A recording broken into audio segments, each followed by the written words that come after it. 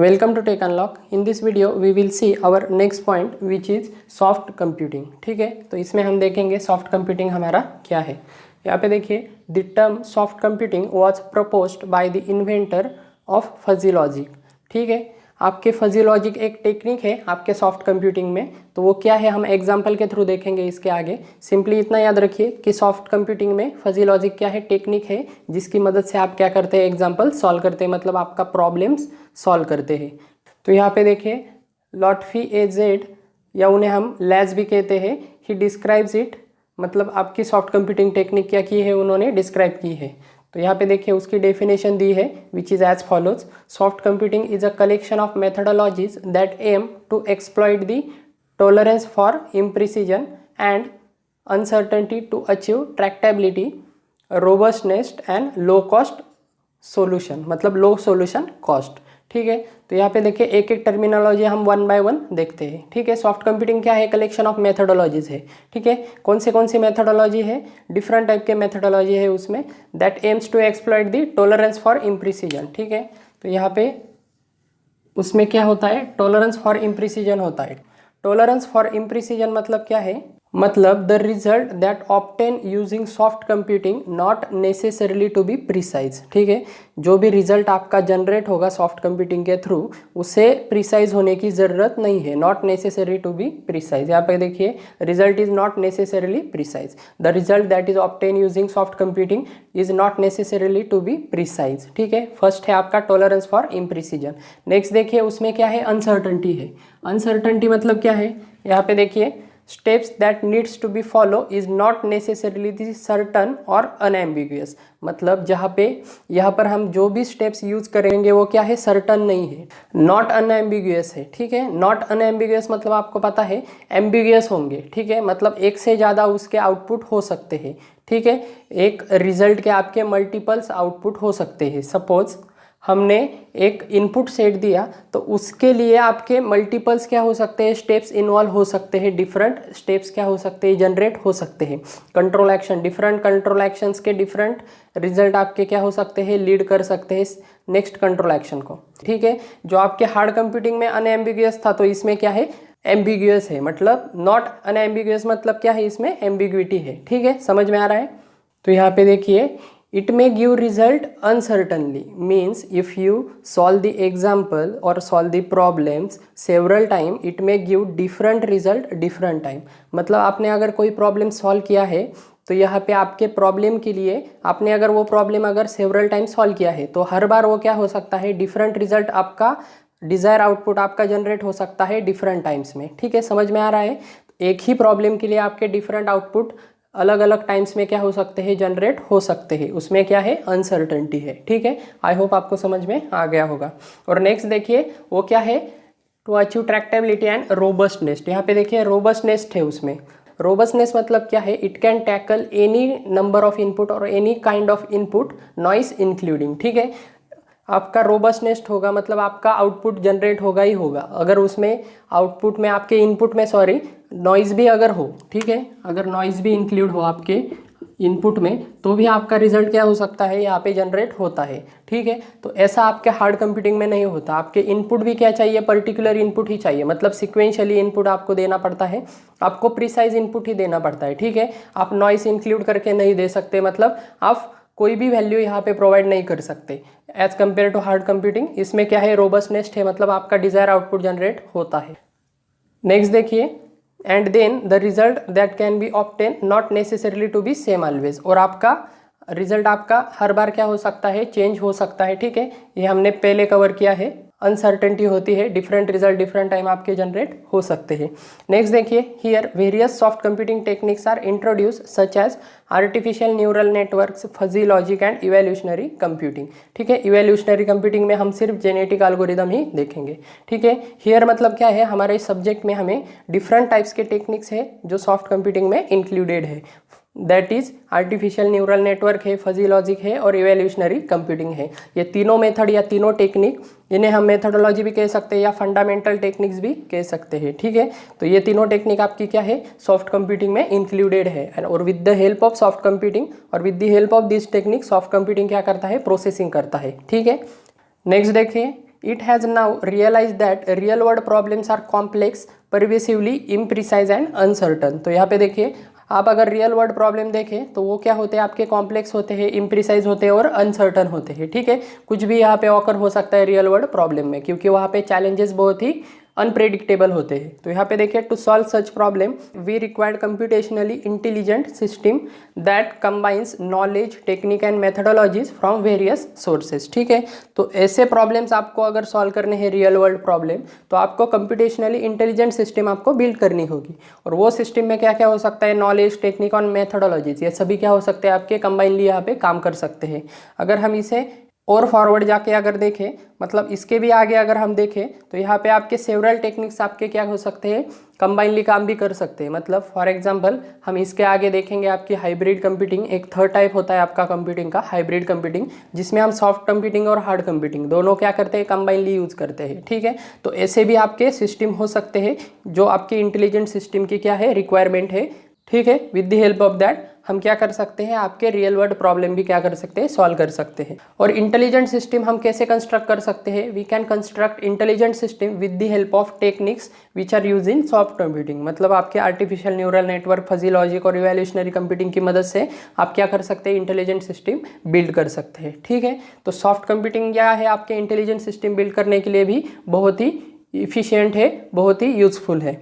Next देखिए, there are 3 main requirements of any intelligent system. तो आपकी कोई भी इंटेलिजेंट आपको सिस्टम अगर बनानी है तो यहाँ पे 3 रिक्वायरमेंट है। तो यहाँ पे ये 3 रिक्वायरमेंट बताने से पहले मैं आपको दोनों का डिफरेंस बता देता हूँ। सॉफ्ट कंप्यूटिंग और हार्ड कंप्यूटिंग में आपको अगर मेन अगर बताया जाए तो यहाँ पे हार्ड कंप्यूटिंग में क्या होते हैं, एंड टू एंड रिजल्ट होते हैं।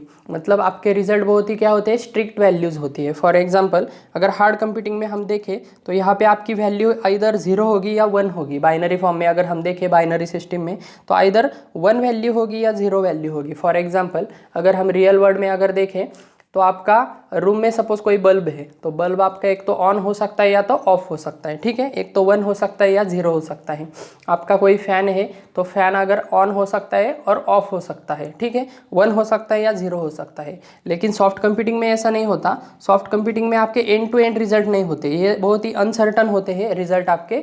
और ये क्या कर सकते हैं, आपको वेरी भी कर सकते हैं। मतलब आपको सिर्फ 1, 0 और 1 नहीं चाहिए, तो इनके बीच के भी वैल्यू चाहिए होते हैं आपके।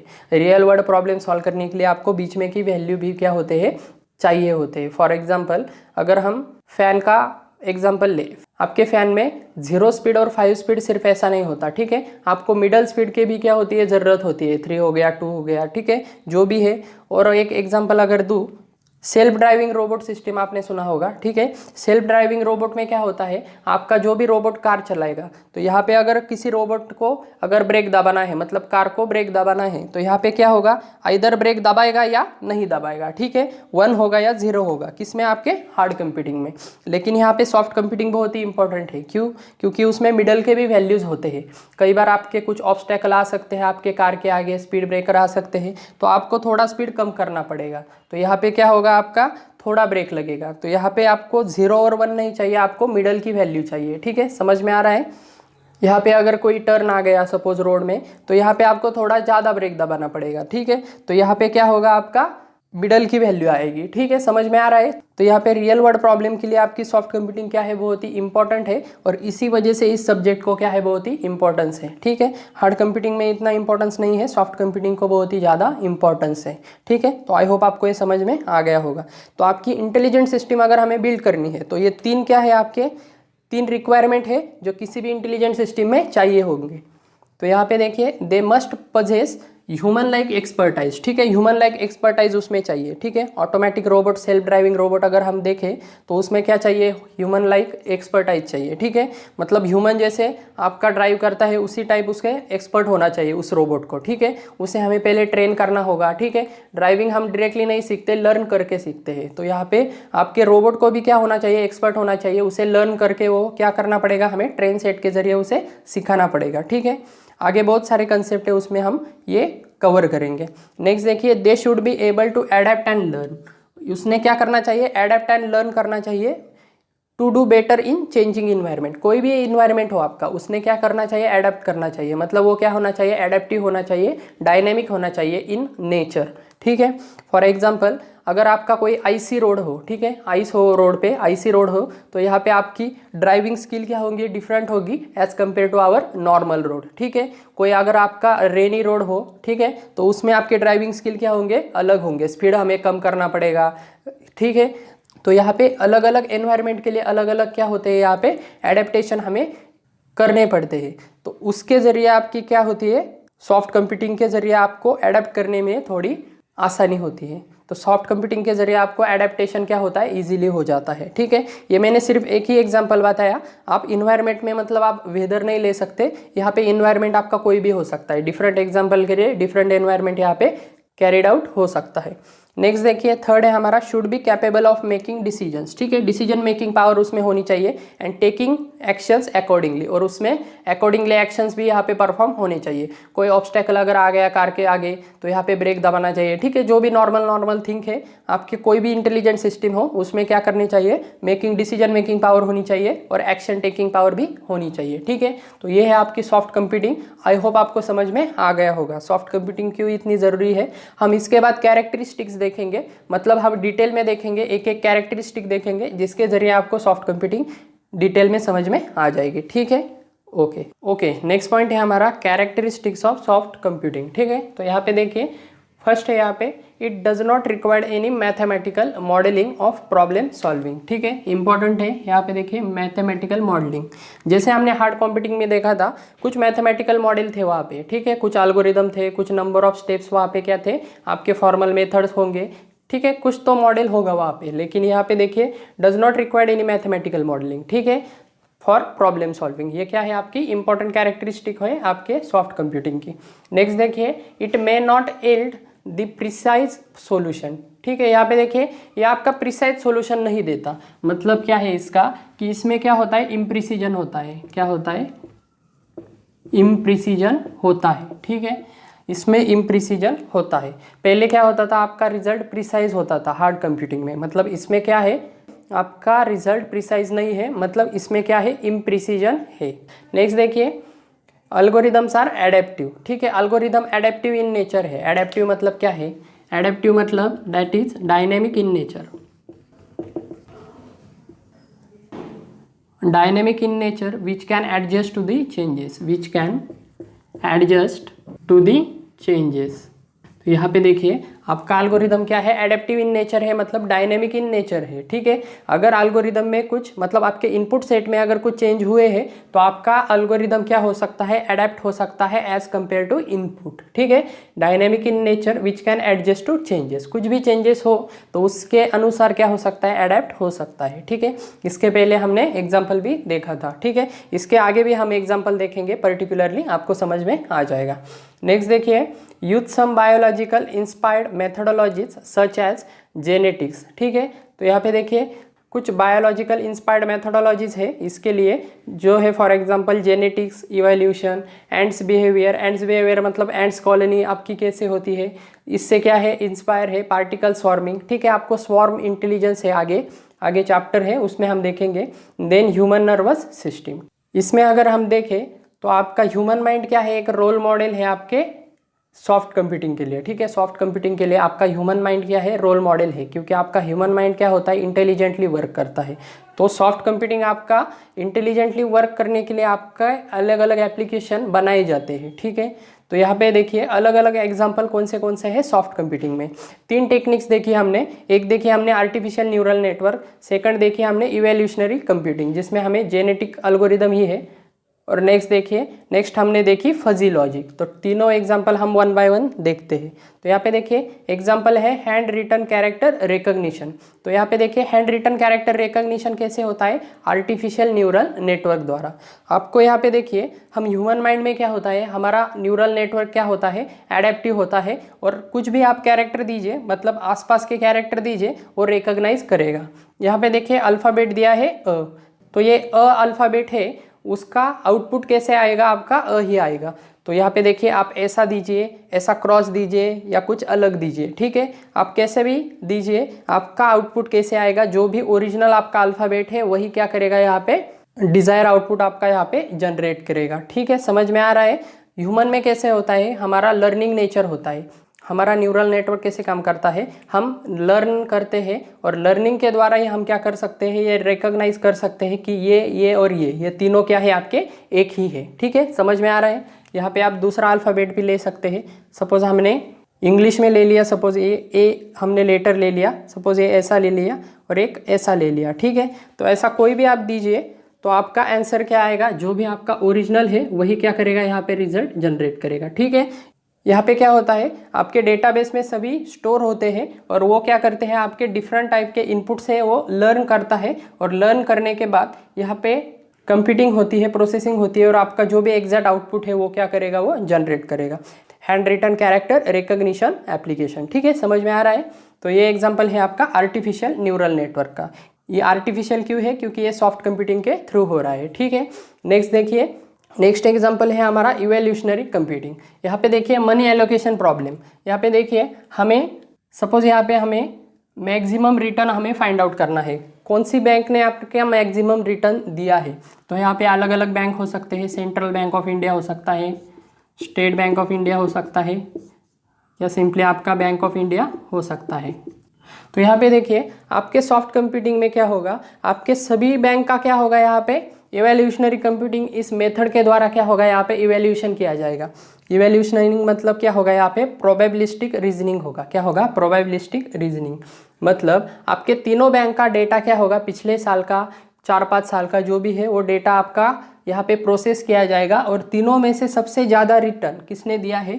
सपोज किसी यूज़र को क्या करना है, यहाँ पे मनी इन्वेस्ट करना है। ठीक है, तो कौन सी बैंक में इन्वेस्ट करना चाहिए, प्रीवियस डेटा आपका क्या होगा, यहाँ पे इवेल्युएट किया जाएगा और उसके हिसाब से आपका मैक्सिमम रिटर्न फ्यूचर में कौन सी बैंक देगी, ये क्या किया जाता है, यहाँ पे फाइंड आउट किया जाता है। ठीक है, ये एक्चुअली अनसर्टन होता है। आप फिक्स क्यों, आप 100% श्योरली नहीं कह सकते कि कौन सी बैंक रिटर्न देगी, मतलब मैक्सिमम रिटर्न देगी, लेकिन यहाँ पे क्या किया जाता है, प्रेडिक्शन किया जाता है। ठीक है, एवोल्यूशनरी कंप्यूटिंग के द्वारा यहाँ पे प्रीवियस डेटा स्कैन करके आपके फ्यूचर में कौन सा बेनिफिशियल रहेगा, ये क्या किया जाता है, फाइंड आउट किया जाता है। यहाँ पे आप सेकंड एग्जांपल भी दे सकते हैं ऐसा। सपोज हम क्रिकेट मैच देख रहे हैं, तो क्रिकेट मैच में क्या होता है, कौन सी टीम जीतेगी, ये क्या कर सकते हैं, हम डायरेक्टली फाइंड आउट नहीं कर सकते। लेकिन इवोल्यूशनरी कंप्यूटिंग में क्या होगा, प्रीवियसली जो भी मैच यहाँ पे खेली गई है तो उसके डेटा के कैलकुलेशन के हिसाब से आप क्या कर सकते हैं, प्रिडिक्ट कर सकते हैं। लेकिन ये क्या होते हैं, अनसर्टन होता है रिजल्ट, मतलब आपका रिजल्ट क्या नहीं हो सकता, यहाँ पे 100% श्योरली आप नहीं कह सकते कि करेक्ट है। ठीक है, तो यहाँ पे अनसर्टनिटी होती है और uncertainty is the property of soft computing. ठीक है, सॉफ्ट कंप्यूटिंग में क्या होती है, अनसर्टनिटी होती है, प्रिसीजन नहीं होता, इम्प्रिसीजन होता है। इसमें भी क्या है, आपका इम्प्रिसीजन है। ठीक है, ओके। नेक्स्ट देखिए, थर्ड प्रॉब्लम है हमारा फजी लॉजिक का। ठीक है, ये बहुत ही फेमस प्रॉब्लम है, डॉक्टर पेशेंट प्रॉब्लम। तो यहाँ पे देखिए इसमें क्या होता है, doctor ask patient about suffering.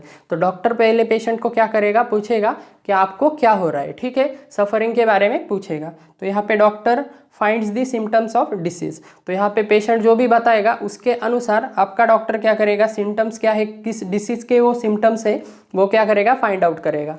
ठीक है, और उसके बाद देखिए डॉक्टर प्रिस्क्राइब्स मेडिसिन, और उस सिम्टम्स के अनुसार, मतलब जो भी उसमें सिम्टम्स आए हैं उस पेशेंट में, तो उसके अनुसार आपकी मेडिसिन क्या होगी, यहाँ पे डॉक्टर वहाँ पे देगा। ठीक है, मेडिसिन देगा यहाँ, या यहाँ पे आपको टेस्ट करने के लिए यहाँ पे कहेगा। ठीक है, जो भी टेस्ट करना है, जो भी पर्टिकुलर टेस्ट वगैरह करने हैं तो वो डॉक्टर क्या करेगा, आपको सजेस्ट करेगा, पेशेंट को सजेस्ट करेगा।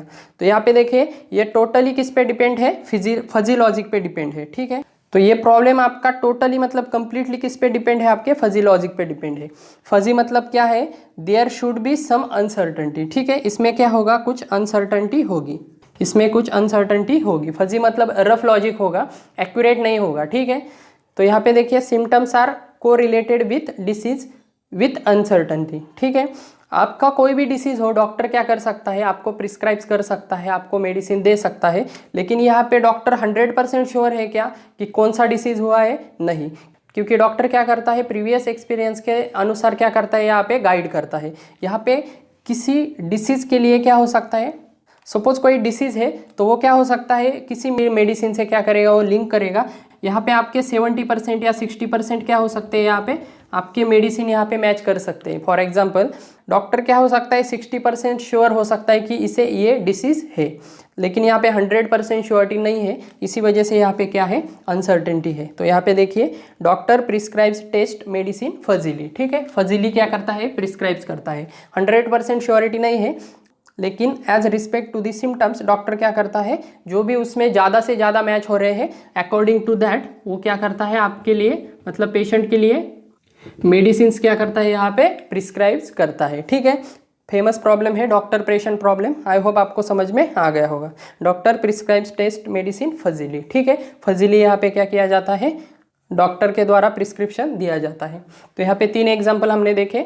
ओके, तो ये 3 टेक्निक है आपके, ये तीनों टेक्निक आपके किस में यूज़ होते हैं, आपके सॉफ्ट कंप्यूटिंग में यूज़ होते हैं प्रॉब्लम को सॉल्व करने के लिए। ठीक है, तो इस वीडियो में यही था। नेक्स्ट वीडियो में हम देखेंगे आपकी हाइब्रिड कंप्यूटिंग क्या है और हार्ड कंप्यूटिंग और सॉफ्ट कंप्यूटिंग का डिफरेंस देखेंगे। तो वीडियो पसंद आया है तो लाइक कीजिए और चैनल को अगर सब्सक्राइब नहीं किया है तो सब्सक्राइब कर दीजिए। तो यही था इस वीडियो में, थैंक यू।